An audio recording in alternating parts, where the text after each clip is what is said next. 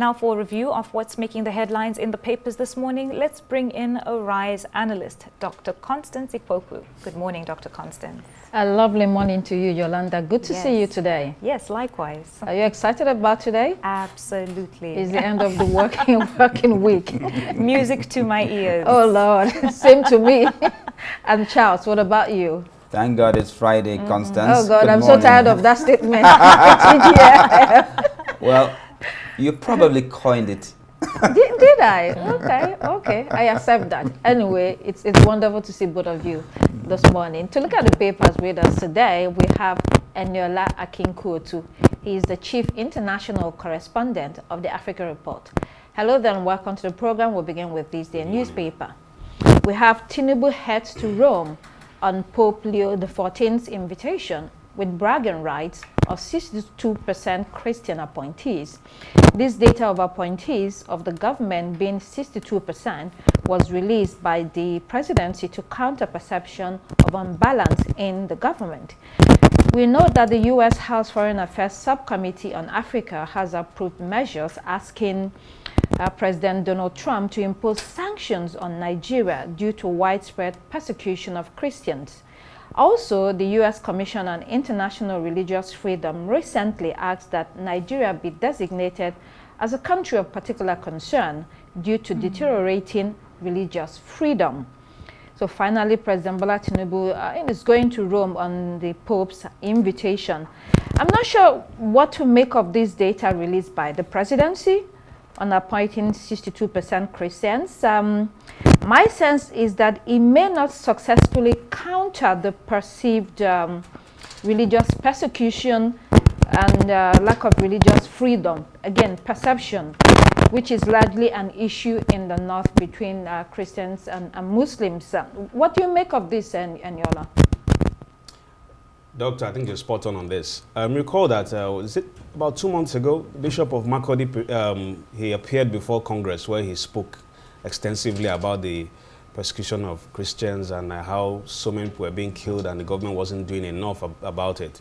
And of course, it also feeds into that narrative that, look, Tinubu rose to power through, the same-faith ticket, Muslim ticket. So there was already this suspicion there. So when you look at it with the resurgence of the killings, which was mainly in Benue at that time, although now it has now extended back to the northeast, Borno State and other parts of the country.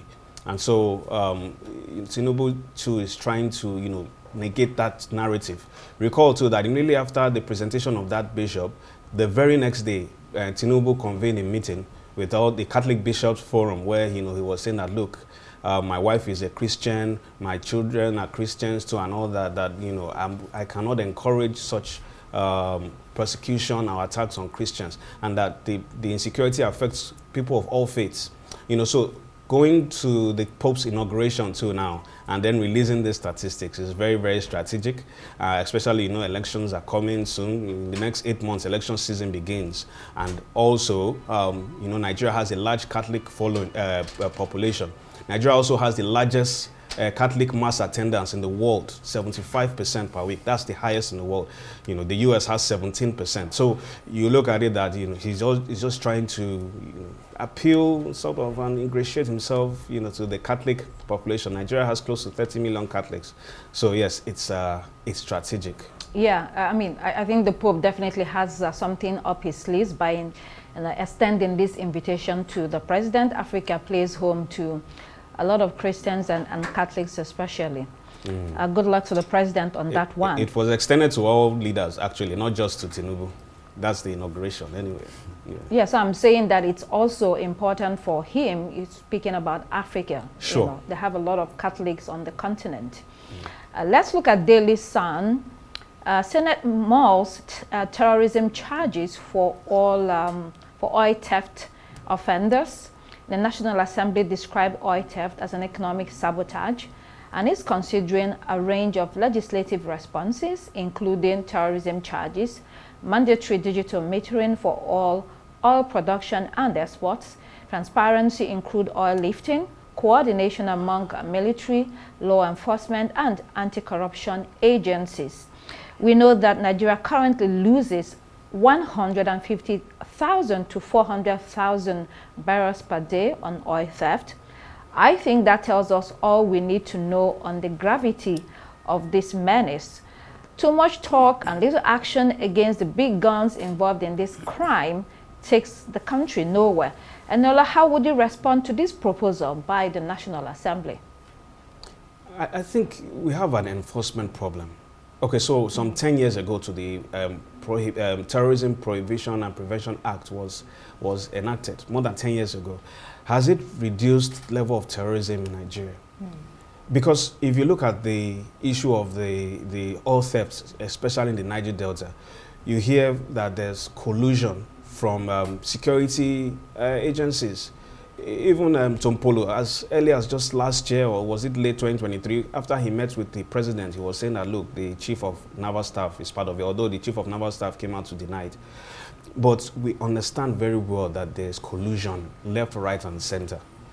And what the government has pretty much done is, if you can't beat them, join them. And that's why they've given huge contracts to a lot of these so-called repentant militants like Tompolo. Yeah, these days when you see Tompolo, yeah, and imagine how he went from nobody to like a kingpin with a lot of money in the Niger Delta. He's a hero now. Yes. You know, so I don't think what needs to be done is there needs to be enforcement, and then the political will needs to be there. I don't think it has to do with enacting more laws. We have too many laws, and then the laws are not really doing anything for us. Well, we'll see how that goes. Let's look at New Telegraph. You know, I'd like to bring you in here on this reps move to impose compulsory voting on eligible Nigerians. In Daily Sun, it says they are proposing a 6-month imprisonment and 100,000 naira fine for defaulters. Nigerians who have attained the age of 18 must register to vote in this bill, sponsored by the Speaker, Tajuddin Abbas. I don't know. I get what they're trying to do, or get what they're trying to do to encourage a robust civic participation in the country. But a 6-month fine and 100,000, a 6-month imprisonment rather than 100,000 fine. I don't know. Maybe they have to look more to why are people not coming out to vote? Why is there low voter turnout? Is there credibility, integrity issues with the electoral process? Yolanda, your thoughts on this? My thoughts are this: some of the reasons for low voter, turn-ups, is because there's a violence, during elections. That's number one. Number two, most people know that the elections are, for the most part, rigged, and so I think more and more of these laws, just as was said earlier on, they don't amount to anything if action is not being taken. Before this segment, I was reading a report where Peter Obi was saying that corrupt leaders should get the death sentence. And I have the same sentiment as I have with this, that, you can keep putting these laws in place and saying this should happen, but why are we not looking at the reasons why? Why are we not looking deeper? Because we can keep putting this in place, but if none of it has been implemented, then we're not going anywhere. We're just going to keep going around in circles. To imprison somebody for 6 months, I think that's a bit harsh for not, wanting to vote. And at the end of the day, that also kind of infringes on people's, rights. If you decide that you don't want to vote for whatever reason, it should be your right, and it should be respected. It can be a double-edged sword. I know, Aniola, you have something to say about that. Oh, definitely. Yeah. I mean, a lot of countries a few countries have that sort of legislation, and they've already started reversing it. Venezuela has reversed it. Belgium, as recently as last year, reversed it, What we should be looking at is, why is there low voter turnout? Yes. Just as Yolanda said. The last presidential general election, the voter turnout was just about 24%. Local government elections, usually not more than 5 to 10% across the country. So another major reason for this is that there's no continuous voter registration in the sense. The Electoral Act says there needs to be continuous voter registration. What INEC does is that immediately after elections, they stop registering voters immediately before elections. Then when it's 1 year to election, they start registering, and just for about 6 months, and then they stop. And I'd like to add to that, voter education continues also. Of Massive, course. you know. There's some also that don't vote for religious purposes too. If you're Jehovah's Witness, they don't vote. They don't vote during elections. Those of us who do essential work too, we do, you know, journalists do not vote, policemen do not vote. There's so many categories of people that do not vote. Those are things I need to look at. And I think the Speaker of the House of Reps needs to be more serious. Last year too, he introduced a legislation that says that if you refuse to recite the national anthem, you're also liable to, I think, 1 year in prison or so. Wow. So he needs to really sit down, go back to the drawing board and try and, you know, look at bills that will strengthen, you know, the Nigerian legal system and not this sort of things. Interesting. Let's look at Vanguard newspaper. 2027, APC, PDP, LP involved in anti-Tinubu coalition, according to article. Former Vice President Alhaji Atiku Abubakar says all those parties, you know, they have members that are determined to form a coalition and challenge President Bola Tinubu in the general elections in 2027. Meanwhile, Senator Abba Moro says the People's Democratic Party can win the 2027 election without a coalition and dismiss the possibility of going into a merger. Well, my take is that time is running out, whether for a merger or a coalition, except talks have reached an advanced stage. They risk having little or no time to cement their goals, you know, get it off the ground, and actually make a dent. Charles, if you want to come in here. You know, political parties in Nigeria are just a combination of letters of the alphabet, whether it's PDP, LP. Look, it is not based on philosophy. It is just mutual interest. So under whatever umbrella, and pun very, very much intended, under whatever umbrella, I mean, people can come together to challenge the dominance of the ruling party. As a matter of fact, we've now witnessed the phenomenon where everyone seems to be gravitating where their interests are protected, and that's the APC. So, yes, what is the problem with Atiku Abubakar, who doesn't seem to be committed to the PDP? Nobody knows exactly where he's going, so he's just made this vague assertion that APC, PDP, Labour Party, and what have you are trying to form a coalition to challenge the dominance of the APC in the next elections. Okay, good luck to them, but I am waiting with bated breath to find out who these principal actors are in the APC and probably the Labour Party, who would probably come under the umbrella of the PDP to challenge the APC.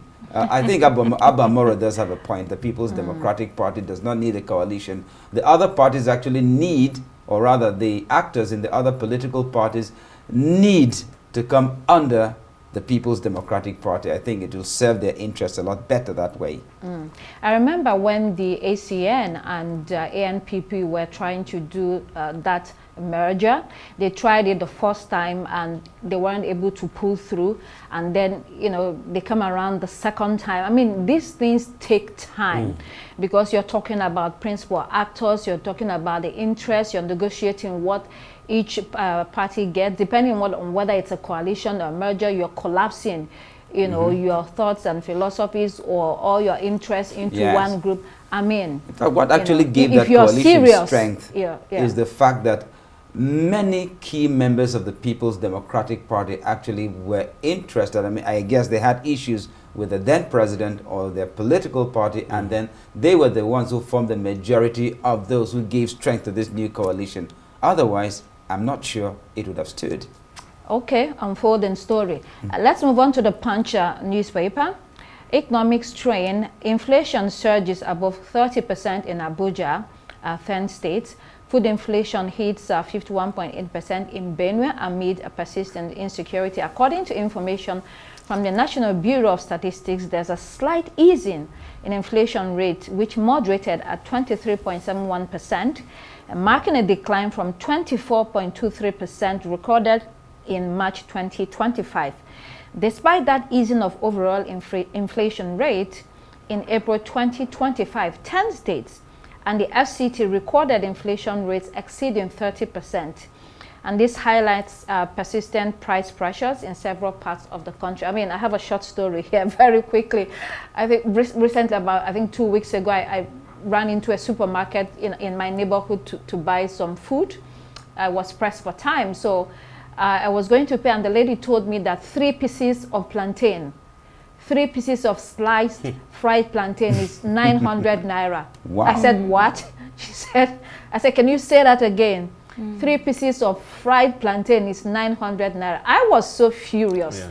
You know, so but every day when you go to the market or you buy things, you see the inflationary pressures reflecting in what you buy. So I don't know this, whether they said it's a slight easing. I think that it doesn't make much a difference. If anyone wants to jump in quickly with a comment here. A former commissioner for agriculture in Benue State, who I had an interview with last week, was telling me that, look, only 2 local governments in the whole of Benue are not affected by the insecurity.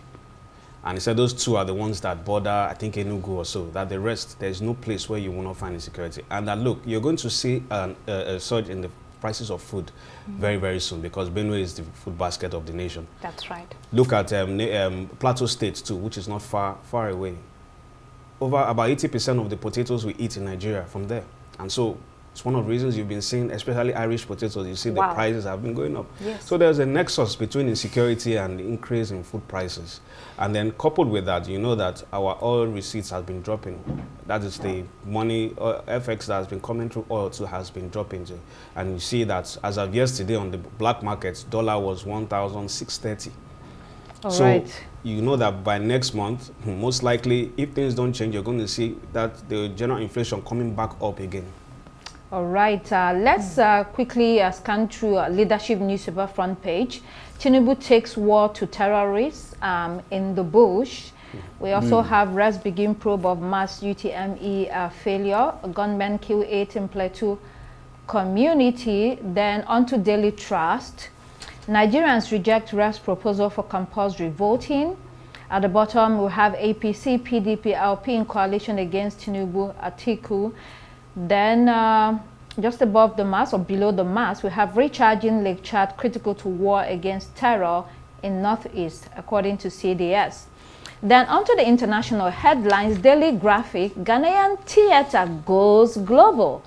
Ghanaian creative production outfit Globe Productions has launched an audacious initiative to take authentic stories to the theaters worldwide that are being supported by the Ministry of Tourism, Culture and Creative Arts and Foreign Affairs in Ghana. The Ghanaian stories will be taken to Europe, other parts of Africa, Asia, and America in a road show. I mean, it sounds fabulous to me. I mean, African music is taking over the world. Now we have Africans telling their stories by themselves, you know, compelling, authentic. Not a bad idea, Yolanda. Fascinating stuff here. Fascinating stuff, and well done to Ghana. I heard that there was so much support from some of the embassies, you know, towards the Ghanaian government. And I'd also like to point out that they recently had a, you know, award ceremony. I can't remember what the name was exactly, but it was making the rounds on social media. And many people were commenting about how it still has a major, you know, major steps to make. It has a long way to go in comparison to their Nigerian counterparts. Don't even compare. Just leave them alone. But you know, exactly. But I wish Ghana well, and I hope that, you know, the culture gets the recognition that it deserves. You know, this time around it's theater. Remember, not a movie. Not so, Nigeria has the movie industry, the African movie industry. You know, by the color, exactly. So Ghana is trying to chart another course, maybe very closely related, but you know, theater also is another genre of entertainment, and I'm sure they have some very fantastic plays. Some of the ones you know, I did in my literature in secondary school. Remember, I mean, very, very interesting and incisive ones there. So let's see how they can bring them live on stage. Also, Nigeria is winning the culinary battle too, because if you look at the jollof. Okay. Eniola has wanted to say this point. You can't take everything. Nigeria. Okay. Although Nigerians are also not doing bad in theater production. productions. When you go to Lagos, I've watched some theater productions as absolutely. well. Even in Abuja, it's really coming up. There's so much in terms of theater coming up slowly in Abuja, but it's there. The so let's go international like the Ghanaians are doing. Well done, Ghana. Good luck to Ghana. Absolutely. Let's move on to Citizen newspaper. Ramaphosa's date with Donald Trump. Woo, date indeed. Next week, President Cyril Ramaphosa will go to the U.S. on a working visit.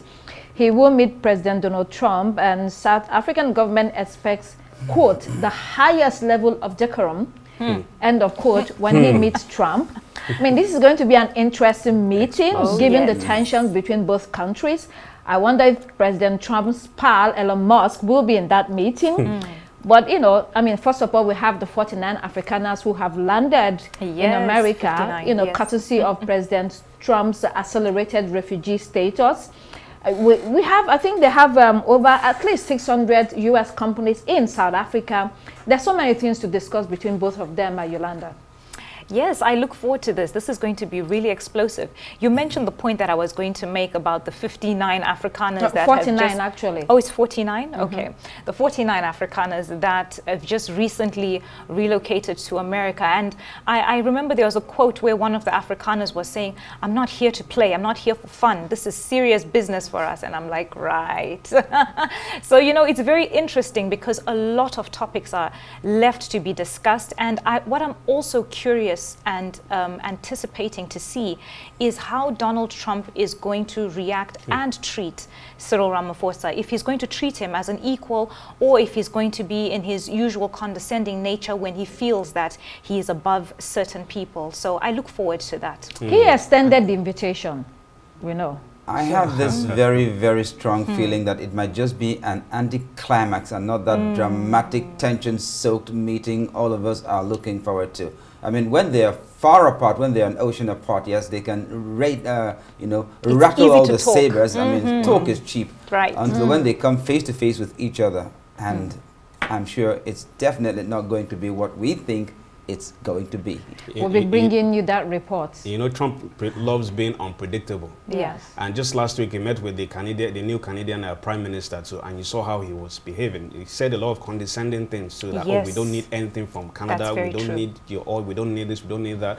So, you know, it's very funny. And we'll see if Elon Musk actually attends that meeting, because he is a very, very, very critical actor in this particular episode. You know that his company, Starlink, has not been allowed to operate freely in South Africa. No, it's not that he wasn't allowed. He refused to go by the requirements. The rules, exactly. That says you have to be registered. You know, they have to have certain local content, as part of the whole thing, and then he refused. So he's going to be looking to Ramaphosa to lift that particular that provision for him. So it's one of the most anticipated meetings. Yeah. All right. Our final story this morning: Daily Mail. Starmer left squirming by Albania fast. Plan to send asylum seekers to Balkans implodes on live TV. It was to be a Rwanda-style center in Albania to house failed asylum seekers from the UK. But during a press conference in Albania, when UK Prime Minister Sir Keir was visiting that country, Albanian PM Edi Rama disowned the deal on live TV. That was a big blow to Keir Starmer. We'll have to leave it there. Eniola Akinkuotu, Chief International Correspondent of the Africa Report. Great to have you today. Thank you for coming. And thank you so much, Dr. Constance, for today's newspaper review. I guess I'll be seeing you again next week. Every day, from Monday next week.